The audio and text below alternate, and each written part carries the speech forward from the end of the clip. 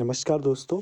आज भारत के उन महान योद्धा का जन्मदिन है जिन्होंने जीवन में बहुत संघर्ष किया लेकिन कभी गुलामी स्वीकार नहीं की।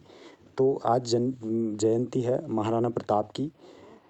महाराणा प्रताप का जन्म 9 मई 1540 में कुंभलगढ़ मेवाड़ में हुआ था, जो वर्तमान दिनों में कुंभलगढ़ किला राजसमंदर जिला राजस्थान में है।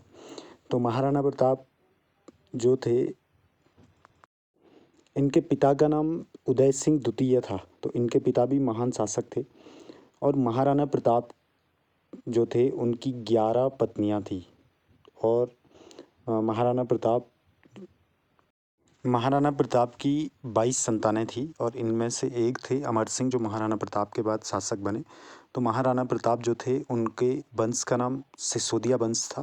तो ये मेवाड़ के सिसोदिया थे और इन्होंने अकबर के खिलाफ बहुत बार युद्ध लड़े और कभी इन्होंने सर नहीं झुकाया। एक बार इन्होंने जब मानसिंह अकबर का सेनापति था, तो वो लगभग 50,000 सैनिक लेके हल्दी घाटी पहुंचा था और इनके पास सिर्फ 500 जो वहाँ के भीलवाड़ा के लोग थे वो थे। और इन्होंने बड़ी साहस से युद्ध लड़ा और उस युद्ध में ही इनका जो घोड़ा था चेतक, वो मृत्यु को प्राप्त हुआ था। चेतक घायल हो गया था और वहीं चेतक की मृत्यु हो गई थी। तो वहाँ से महाराणा प्रताप को ले जाया गया। और यहाँ भी अगर महाराणा प्रताप किसी और शासक की तरह होते तो वो घुटने टेक सकते थे, लेकिन उन्होंने ऐसा नहीं किया। जबकि अकबर ने उन्हें बार बार ऑफर दिया कि वो संधि कर लें और मुगल साम्राज्य के अधीन हो जाएं, लेकिन उन्होंने ऐसा कभी नहीं किया।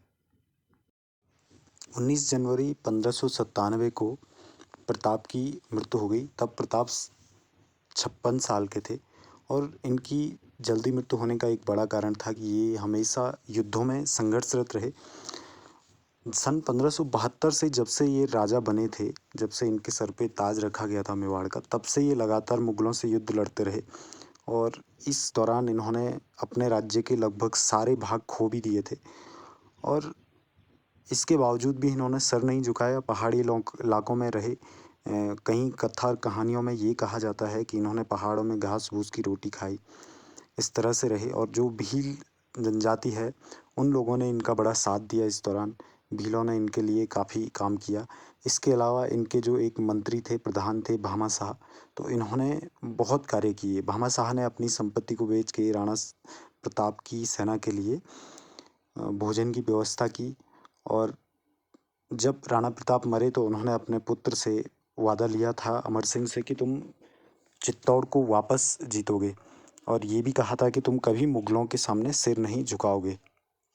तो महाराणा प्रताप अपने एक बात पे अडिग थे कि जो मेरी भूमि है, जो मेरा राज्य है, जो मेरा देश है, वो हमारे द्वारा शासित होना चाहिए और तभी हम उसका सही विकास कर पाएंगे। अगर कोई बाहरी व्यक्ति आके हम पे शासन करता है तो वो हमारी जो संस्कृति है, हमारी सभ्यता है, जो हमारी मान्यताएं हैं, उनका सम्मान नहीं करेंगे। और इसीलिए महाराणा प्रताप को इतना माना जाता है। वो चाहते तो वो अकबर के सामने सर झुका सकते थे, लेकिन उन्होंने ऐसा किया नहीं।